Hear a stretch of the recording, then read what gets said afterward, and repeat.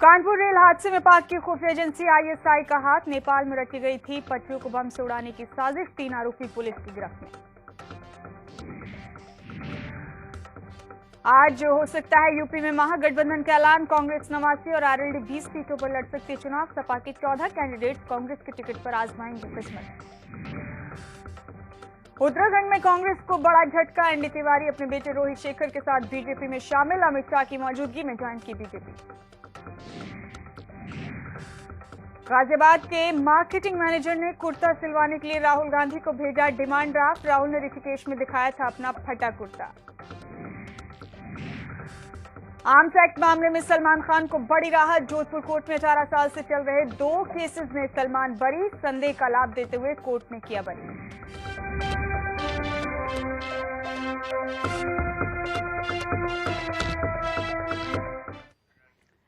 नमस्कार, स्वागत है ओके इंडिया पर आपका। मैं हूं आपके साथ मुमताज खान। ये थी सुर्खियां। शुरुआत करेंगे तमाम अहम खबरों के साथ। बिहार पुलिस ने दावा किया है कि 20 नवंबर को कानपुर के पुखराया के पास हुआ रेल हादसा पाकिस्तान की खुफिया एजेंसी आईएसआई की साजिश का नतीजा था। मोतिहारी के एसपी जितेंद्र राणा ने बताया कि गिरफ्तार किए गए 3 आरोपियों ने खुलासा किया है। उन्होंने पूछताछ के दौरान बताया कि कानपुर रेल हादसे का मास्टरमाइंड दुबई में बैठा नेपाल का कारोबारी शमसुल होदा है। उसी ने इसके लिए फंडिंग की थी। जांच में सामने आया कि ये कारोबारी आईएसआई को भी फंडिंग करता है। बता दें कि कानपुर ट्रेन हादसे में पटना इंदौर एक्सप्रेस पटरी से उतर गई थी, जिसमें 150 से ज्यादा लोगों की जान चली गई थी।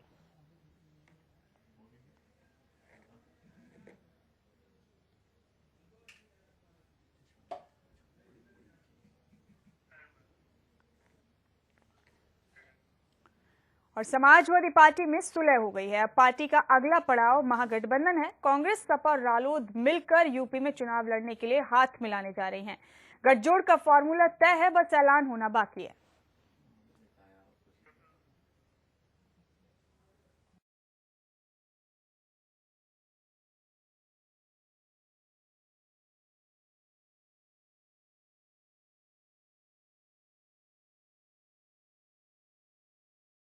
कांग्रेस 89 और आरएलडी 20 सीटों पर चुनाव लड़ सकती है।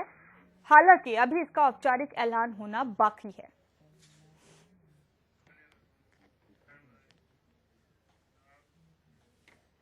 समाजवादी पार्टी के दोनों गुटों में जगह नहीं मिलने के बाद आजम खान मीडिया से मिले। आजम खान ने चुनाव आयोग के फैसले का स्वागत किया और कहा कि मैंने अखिलेश और मुलायम के बीच पुल का काम किया है। मुख्यमंत्री मेरे अपने हैं और नेताजी भी मेरे अपने हैं।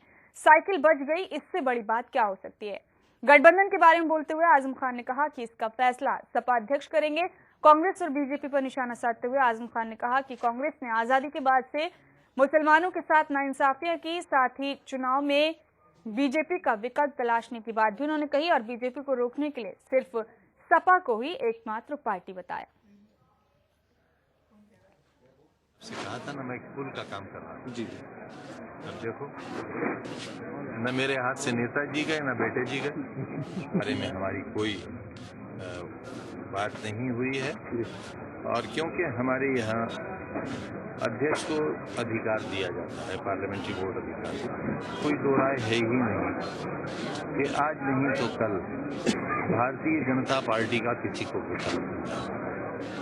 अगर कोई राजनीतिक दल, अब 3 ही दल बड़े हैं, भारतीय जनता पार्टी, वामपंथी और कांग्रेस राष्ट्रीय स्तर पर, तो इनमें से किसको हम विकल्प बनाएंगे ये तय करना है। लेकिन राष्ट्रीय स्तर पर कांग्रेस विकल्प अगर बनती है तो इसमें विचार करने की जरूरत है। हमारी बहुत शिकायतें हैं, बहुत नाइंसाफियां हमारे साथ हुई, चाहे वो सलात हो या आज़ादी में हिंदुस्तान का बंटवारा हो, धार्मिक मामला हो, कानून शरीयत हो, अयोध्या हो। लेकिन अब ये सोचना पड़ेगा कि भारतीय जनता पार्टी को रोकने के लिए हमें क्या रुख इख्तियार करना है। देखिए, भाजपा को रोकने के लिए तो समाजवादी पार्टी खुद ही सकती है, शायद ये सफाया करने के लिए कुछ हो रहा है। और 5 राज्यों में होने वाले विधानसभा चुनाव की बढ़ी सक्रियता के बीच नेताओं का एक पार्टी से दूसरी पार्टी में जाने का सिलसिला भी शुरू हो गया है। उत्तराखंड के पूर्व सीएम और कांग्रेस के वरिष्ठ नेता एनडी तिवारी आज बीजेपी में शामिल हो गए। जानकारी के मुताबिक नारायण दत्त तिवारी के साथ उनके बेटे रोहित शेखर भी बीजेपी में शामिल हुए हैं। इससे पहले कांग्रेस के पूर्व प्रदेश अध्यक्ष यशपाल आर्य भी बीजेपी में शामिल हो गए थे। राज्य के पूर्व सीएम विजय बहुगुणा समेत 9 कांग्रेस एमएलए भी बीजेपी में शामिल हो गए थे। तिवारी अपने बेटे रोहित के लिए कुमाऊं रीजन से टिकट चाह रहे हैं, जिसके लिए बीजेपी तैयार हो गई है।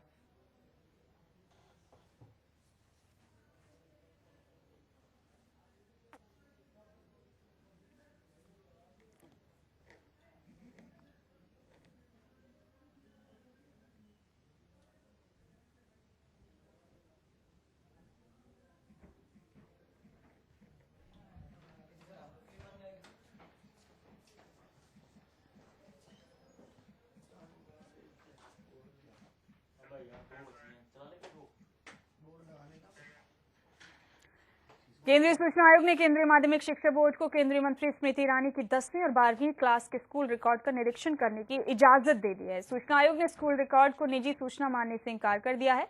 बता दें कि सीबीएसई ने ये दलील दी थी कि केंद्रीय मंत्री के स्कूल रिकॉर्ड उनकी निजी सूचना है, इसलिए इसका खुलासा नहीं किया जा सकता। आयोग ने केंद्रीय वस्त्र मंत्री के कार्यालय और दिल्ली के होली चाइल्ड ऑक्सिलियम स्कूल को भी निर्देश दिया है कि वो स्मृति जुबिन ईरानी का रोल नंबर या रेफरेंस नंबर सीबीएसई अजमेर को मुहैया कराएं, ताकि रिकॉर्ड निकालने में आसानी हो सके। जानकारी के मुताबिक 1991 से 1993 के सारे रिकॉर्ड सीबीएसई अजमेर के पास सुरक्षित हैं। इन रिकॉर्ड्स को अभी डिजिटलाइज किया जाना बाकी है। दरअसल मंत्री का दावा है कि उन्होंने दिल्ली के इसी स्कूल से परीक्षा पास की थी।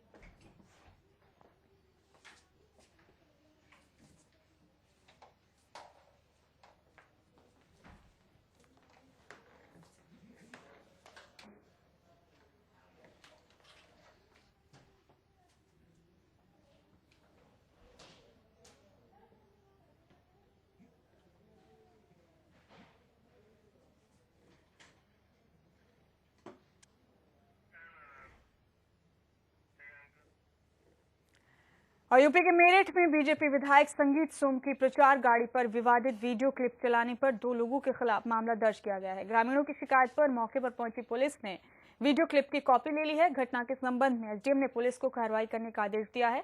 बता दें आपको कि इसमें मुजफ्फरनगर दंगा, विधायक की गिरफ्तारी, खेड़ा महापंचायत, बिसेड़ा कांड और अखलाक हत्याकांड समेत अन्य मुद्दों की क्लिप भी शामिल है। वहीं इंस्पेक्टर मनोज कुमार मिश्रा ने कार्रवाई करते हुए कहा कि प्रचार गाड़ी की अनुमति लेने वाले चंद्रशेखर सिंह और गाड़ी चालक वीरेंद्र कुमार के खिलाफ आचार संहिता के उल्लंघन की रिपोर्ट दर्ज कर ली गई है।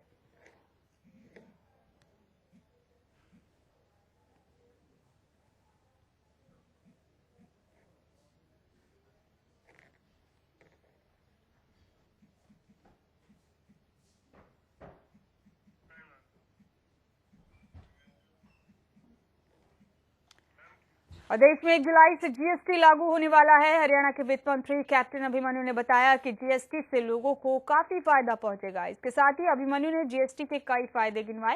नोटबंदी पर अभिमन्यु ने कहा कि नोटबंदी के बाद से डिजिटल ट्रांजैक्शन बढ़ा है। अभिमन्यु ने आगे कहा कि सरकार की तरफ से सभी विभागों को डिजिटल ट्रांजैक्शन का बढ़ावा देने के लिए आदेश दे दिए गए हैं।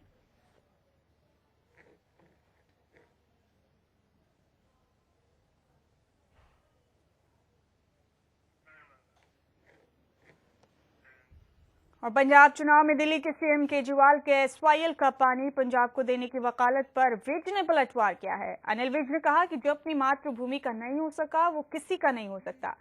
इसके साथ ही अनिल विज ने बताया कि हरियाणा सरकार का पतंजलि के साथ हर्बल पार्क का एमओयू साइन हुआ है। मोरनी में बनने जा रहा है विश्व का पहला हर्बल फॉरेस्ट होगा।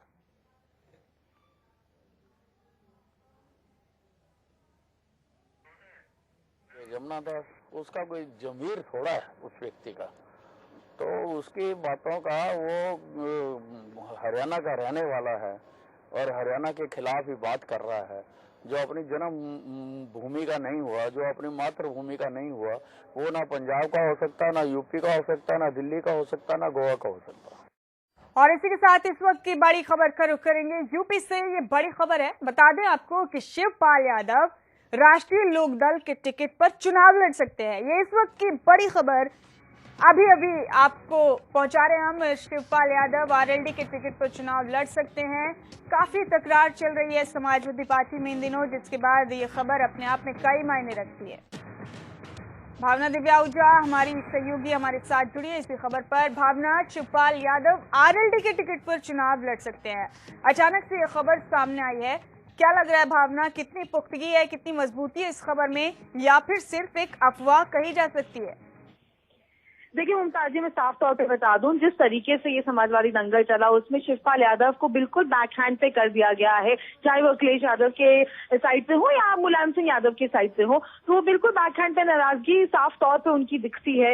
लेकिन जिस तरीके से जो दिख रहा था सूत्रों के मुताबिक से जो कहा गया था कि मुलायम सिंह यादव ने जो भी लिस्ट दी थी अखिलेश यादव को, उस 38 मेंबर्स में शिवपाल यादव का नहीं नाम था, उनके बेटे का नाम था। शायद वो वहां से जसवंत नगर से वहां से इलेक्शन वो लड़ेंगे। लेकिन साफ तौर पे ये कहना कि शिवपाल यादव अब आरएलडी के साथ इलेक्शन लड़ेंगे, ये बात काफी तौर पे अफवाह है, ये कोई पुख्ता ऐसी कोई खबर नहीं है। क्योंकि साफ तौर पे बता दूं कि अभी सबसे इम्पोर्टेंट चीज, अहम बड़ी खबर आ रही है, वो ये है कि आरएलडी और सपा का गठबंधन होने में शायद अब फेलियर हो जाएगा, उसमें अड़चन आ रही है। क्योंकि साफ तौर पे ये कहा गया है कि आरएलडी जो है वो 30 सीटें मांग रही है अखिलेश यादव जी से। अखिलेश यादव के साफ तौर पे कहना है कि हम 22 सीटें भी नहीं देंगे, यानी कि कहा जा सकता है कि वो सिर्फ 18 से 20 सीटें ही देने को तैयार है आरएलडी को। बस इस सीटों की गर्मा गर्मी के चक्कर में ऐसा जरूर हो सकता है कि अभी गठबंधन जो एकदम होने वाला था वो फेल हो जाए।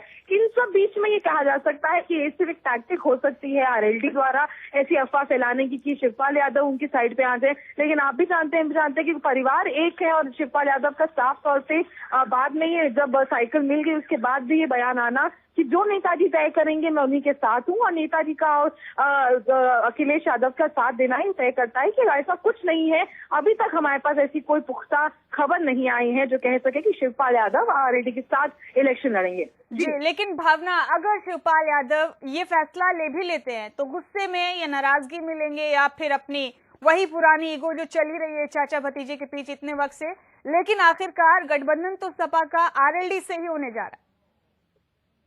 जी, मैं साफ तौर पे फिर से ये बता दूं कि जिस तरीके से गठबंधन की बात थी, पहले तो आरएलडी के भी गठबंधन की जो चीजें हैं वो फेल होती नजर आ रही हैं। और दूसरी बात अगर कहा जाए कि गुस्सा और ये कि देखिए राजनीति में गुस्सा ईगो सब अपनी जगह, लेकिन जहां अपनी बात होती है ये करने की, जब समाजवादी पार्टी को अब एकजुट होकर चुनाव जाना है और जीतना है, उस पोजीशन पे ये इस वक्त का ऐसा फैसला लेना शिवपाल यादव के लिए बहुत हानिकारक हो सकता है। यानी कि उनकी जीती हुई जो सीट है उस पे अगर वो कभी भी आरएलडी के उससे लड़ते हैं तो भी एक हार ही करेंगे। जाने कि अगर वो ये शो करें कि हाँ वो अभी परिवार के साथ हैं, जो इमेज उनके साथ रही है कि मैं नेताजी के साथ हूँ, नेताजी ने अगर मुझे कहा इलेक्शन लड़ो तो मैं इलेक्शन लड़ूंगा, और नेताजी कहेंगे नहीं लड़ो तो नहीं लड़ूंगा, उस हिसाब से अगर देखा जाए तो साफ तौर है कि ऐसा स्टेप उठाना बहुत हानिकारक हो सकता है शिवपाल यादव जी के लिए।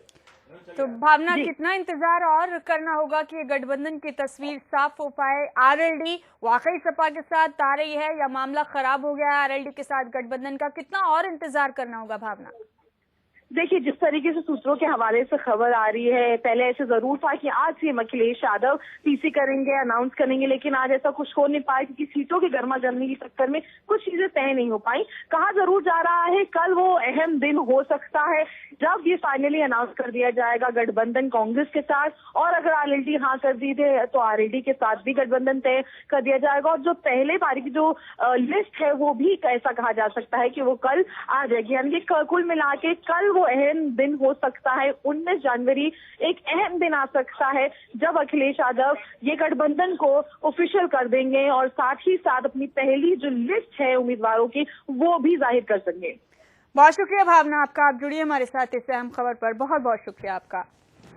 तो शिवपाल यादव आरएलडी के टिकट पर चुनाव लड़ सकते हैं, ये बड़ी खबर इस वक्त की यूपी से मिल रही है। अभी भी कुछ भी हो सकता है समाजवादी कुनबे में, ये कहना गलत नहीं होगा।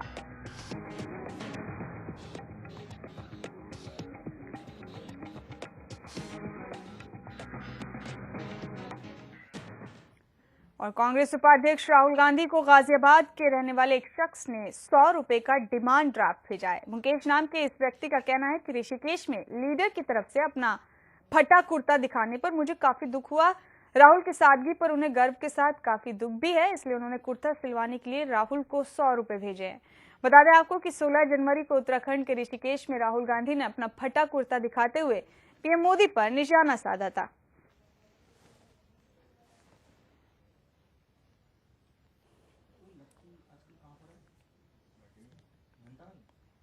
बढ़ते हैं आगे। अभिनेता सलमान खान के खिलाफ आर्म्स एक्ट मामले में जोधपुर कोर्ट का फैसला आ गया है। कोर्ट ने 18 साल पुराने इस मामले में उन्हें बरी कर दिया है।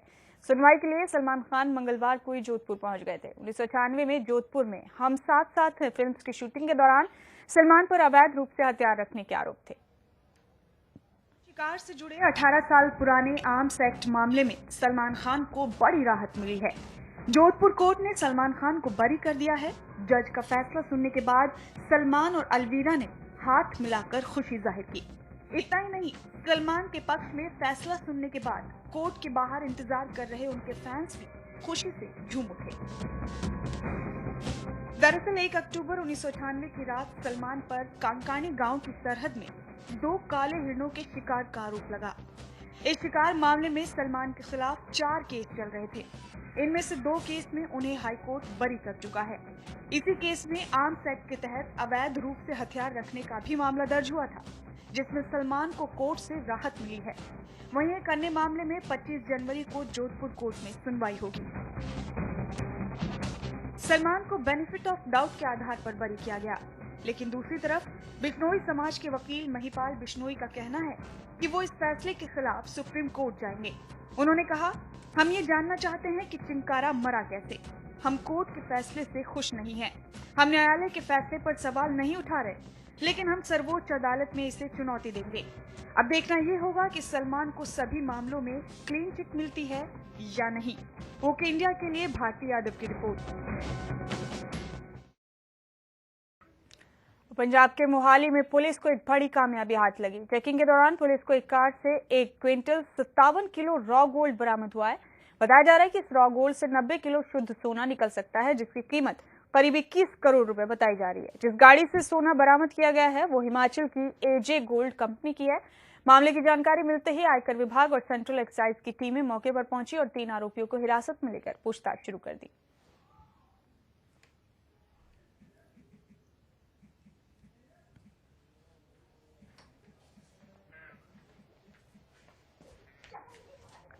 और यूपी के देवरिया में एक बेटा अपने बाप की जान का दुश्मन बन बैठा। बेटे का गुस्सा इतना बढ़ गया कि बाप की दोनों आंखें ही फोड़ दी। मामला मुझैना गांव का है, जहां इकलौते शादीशुदा बेटे ने किसी मामूली सी बात को लेकर इस घटना को अंजाम दिया। घायल को अस्पताल में भर्ती किया गया। बताया जा रहा है कि कुछ दिन पहले आरोपी की पत्नी उसे छोड़कर चली गई, जिससे आरोपी सहमा हुआ था। हालांकि आरोपी के खिलाफ अभी तक कोई तहरीर नहीं दी गई है, जिससे पुलिस आगे की कार्रवाई कर सके।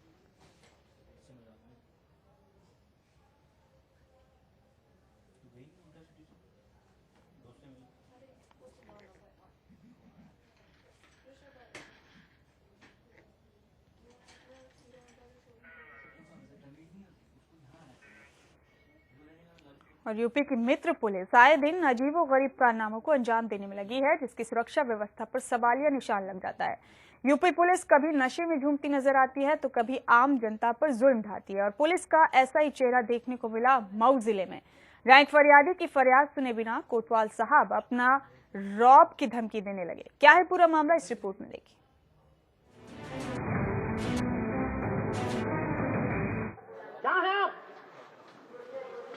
क्या है आप?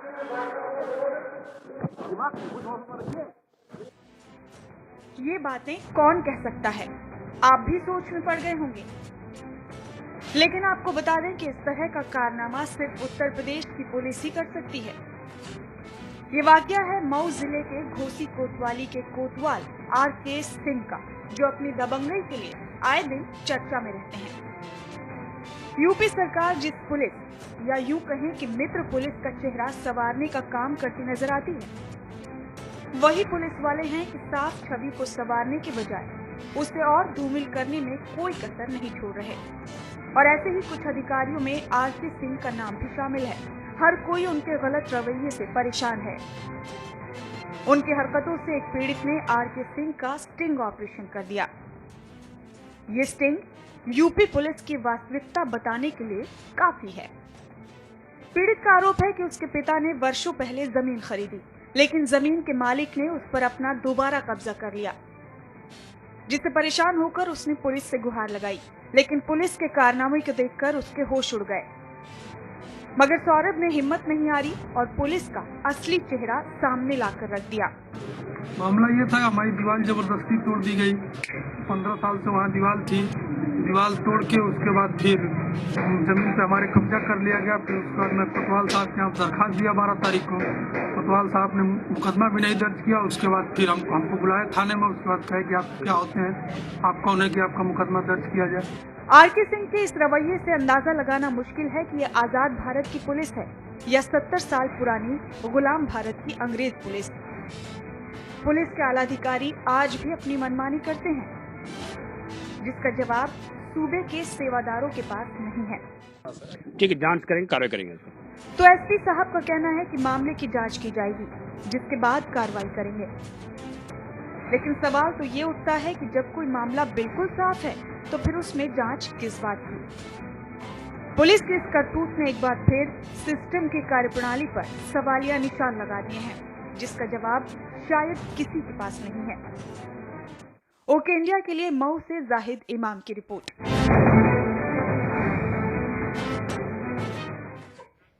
इन्हीं तमाम खबरों के साथ फिलहाल इस बुलेटिन में इतना ही। दीजिए इजाजत।